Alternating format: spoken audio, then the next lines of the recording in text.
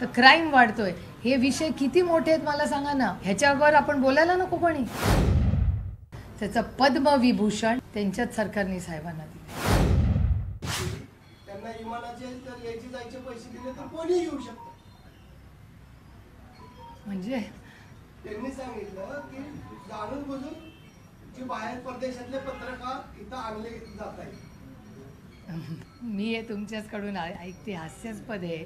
आता न्यूयॉर्क टाइम्सचा माणूस जो साऊथ ईस्ट एशिया बघतो तो बारामतीला येतो आणि आमचे इंटरव्ह्यू घेतो. त्याचा आमचा काय संबंध? तर न्यूयॉर्क टाइम्सला प्रश्न विचारा, मला किती विचारता. अजितदादांनी कालच्या प्रचार सभेत आपल्या फोटोचा उल्लेख करून पवार कुटुंबे एकत्र असल्याचे दाखवत आहेत आणि आपण साहेबांच्या खाली बसलेला आहे आणि त्यांचे जे नागपूर बाजूला बसले याच्यावर त्यांनी सांगितलंय की बाबा या पवार कुटुंबात एकच व्यक्ती नाही, परंतु आम्ही पवार कुटुंबे सर्व एकत्र आहोत. हे बघा, ही लोकशाही आहे. प्रत्येकाला काही बोलायचा अधिकार.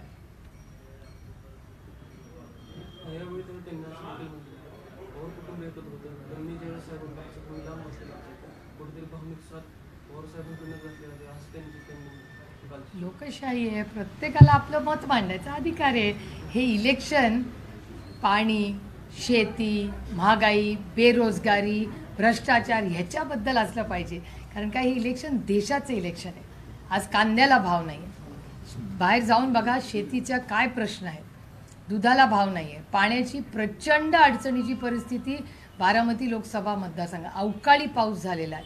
या देशा आणि राज्यासमोर प्रचंड आव्हान आहे. तो आपण त्याच्यावर बोलूया ना थोडा वेळ सगळे.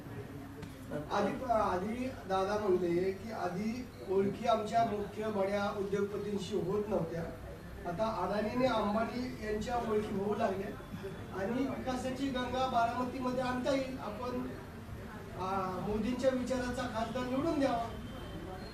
हे बघा, ही लोकशाही आहे, त्याच्यामुळे प्रत्येकाला बोलायचा अधिकार आहे. आपल्या सभेमध्ये रोहित दादांनी योगेंद्र पवार यांनी भाषण केलं.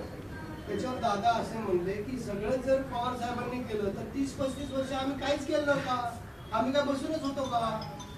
मी पुन्हा तेच सांगते, ही लोकशाही आहे. प्रत्येकाला बोलायचा अधिकार आहे. त्यांना जे वाटतं ते बोलतात. ताई, पहाटेच्या शपथविधीवरती दादांनी पुन्हा एकदा खुलासा केला आहे आणि त्याच्यामध्ये त्यांनी असं म्हटलं की 2019ची निवडणूक झाल्यानंतर 1 नंबर उद्योगपतीच्या घरी भाजपसोबत जाण्याचा निर्णय झाला आणि या बैठकीला स्वतः शरद पवार, अमित शहा, प्रफुल्ल पटेल हे उपस्थित होते. मात्र मुंबईमध्ये गेल्यानंतर परत काही गोष्टी घडल्या आणि परत पवार साहेबांनी आपला निर्णय माघारी घेतला. काय तुम्हाला काय वाटतं यामध्ये किती पद्धत ते पवार साहेब त्या बैठकीत? मला कसं माहिती होते? मी त्या एक तर मला याची काहीच माहिती नाही. माझं नाव त्यांनी घेतलेलं नाही. मी त्या बैठकीत नव्हते. आणि मला असं वाटतं आज राज्यासमोर 2019मध्ये काय झालं याच्यापेक्षा आज या राज्यामध्ये अवकाळी पाऊस झालेला आहे.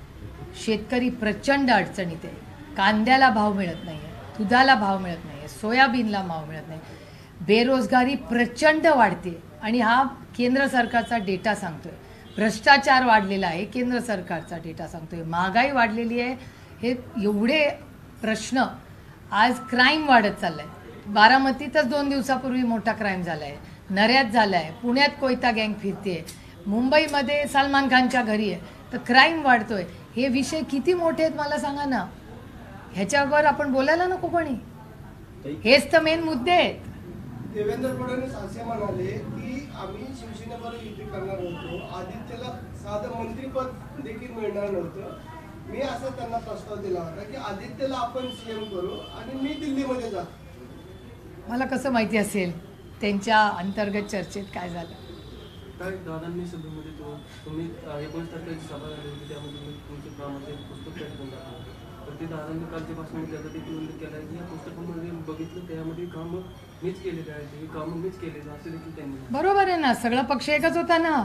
सगळे एकत्रच होते. माझ्यावर केंद्राच्या स्कीमची जबाबदारी होती. ते पालकमंत्री, उपमुख्यमंत्री, फायनान्स मिनिस्टर प्लस तिकडे भरणे मामांचं काम आहे. आम्ही एकत्र भरणे मामांनी मी काम केलं. इथे रमेश आप्पांनी मी एकत्र काम केलं. तिथे संग्राम थोपटेंनी मी केलं. संजय जगतापांनी मी केलं. तिथे दत्ता धनकडे कॉर्पोरेशनमध्ये होते त्यांनी, विशाल तांबे, सचिन दोडके, नाना, की सगळ्यांनीच पक्ष एकच होता ना. सगळे एकत्रच काम करत होते. त्याच्यामुळे ताटातलं वाटीत आणि वाटीतलं ताटात सगळेच एकत्र मिळून काम करत होते. त्याच्यामुळे एक टीम होती ना ती काम करणारी. जिल्हा परिषदेवर एकत्र पक्ष होता, त्याचीच सत्ता होती. हे आमचं कर्तव्यच आहे काम करणं आणि एकत्र काम करणं, ह्याला टीम वर्क म्हणतात. एका लोकशाहीमध्ये सगळे एकत्रच काम करतात. बरोबर आहे त्यांचं म्हणणं. प्रदेश अध्यक्ष चंद्रशेखर बावनकुळे असे म्हणाले की जाणता राजा शरद पवारजी कृषी मंत्री असताना शेतकऱ्यांना वीज मिळत नव्हती, बी बियाणे मिळत नव्हती. मोदींनी शेतकऱ्यांना मजबूत केले. शरद पवार यांच्या काळात सर्वात शेतकऱ्यांवर अन्याय झाला. मला अतिशय प्रांजळपणे त्यांना एवढीच आठवण करायची आहे की आदरणीय पवारसाहेबांनी 50 वर्षात महाराष्ट्रात आणि देशात जे काम केलं त्याचं पद्मविभूषण त्यांच्याच सरकारने साहेबांना दिलं.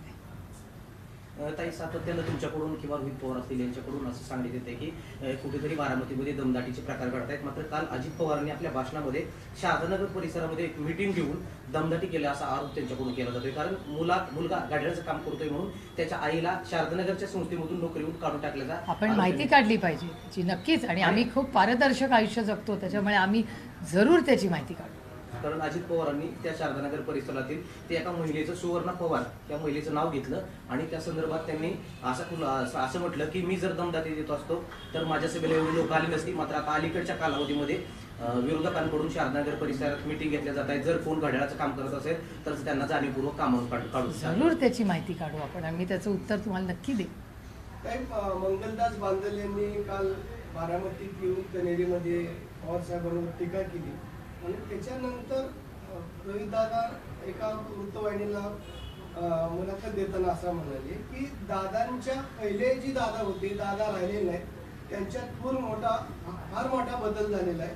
जर एखादा व्यक्ती बारामतीत येऊन जर टीका करत असेल तर दादांनी पहिल्या 2 मिनिटांमध्ये त्याला सुनावलं असतं. त्यांच्यामध्ये खूप फरक झालेला आहे. अजित दादा, मी काय म्हणू, या सगळ्या प्रश्नांची उत्तरं एकच आहेत. रामकृष्ण हरी, वाजवा तुतारी. रोहित पवारांवर काल दादांनी टीका केली. म्हणजे एबिट फॉर्म मी भरला किंवा साहेबांचाच विरोध होता निवडणूक भरायला म्हणजे जिल्हा परिषदेला. त्यावेळेस साहेबांच्या परिसर मी तो एबिट फॉर्म त्यांना दिला आणि ते अपक्ष जाणार होते. मी हे पहिल्यांदाच ऐकते. मला नाही याची मला नाही माहिती बाबा. या सगळं खरंच मला माहिती नाही. मला दुष्काळाबद्दल विचारा, महागाईबद्दल विचारा, बेरोजगारीबद्दल विचारा. आज कांद्याला भाव नाही आहे, दुधाला भाव नाही आहे, मुलांना IITतल्या 35% नोकऱ्या मिळत नाही आहेत. आज सुशिक्षित बेरोजगार या देशात सगळ्यात जास्त आहेत. माझं काम हे सगळं करण्यासाठी, मी निवडून कशासाठी जाते?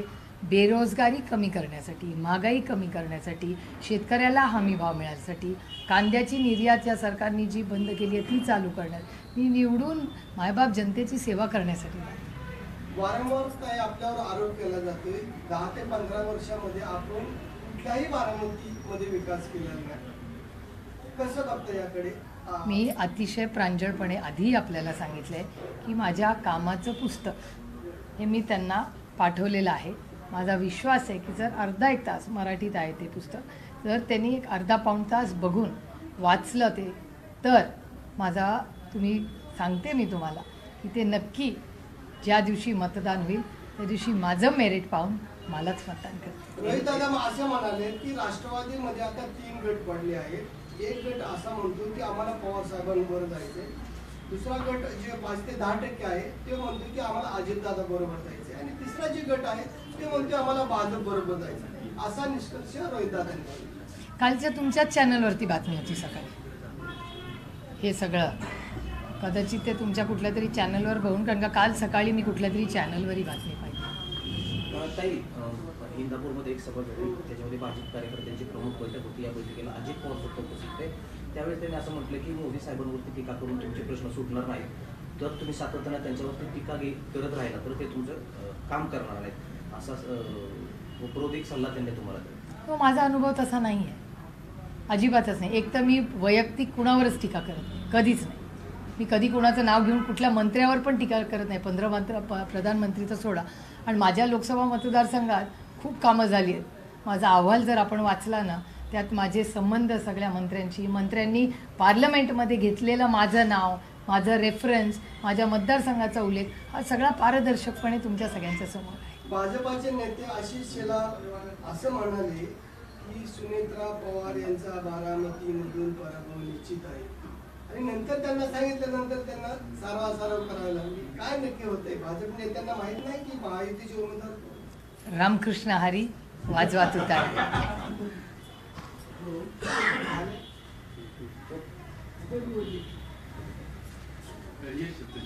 झालं?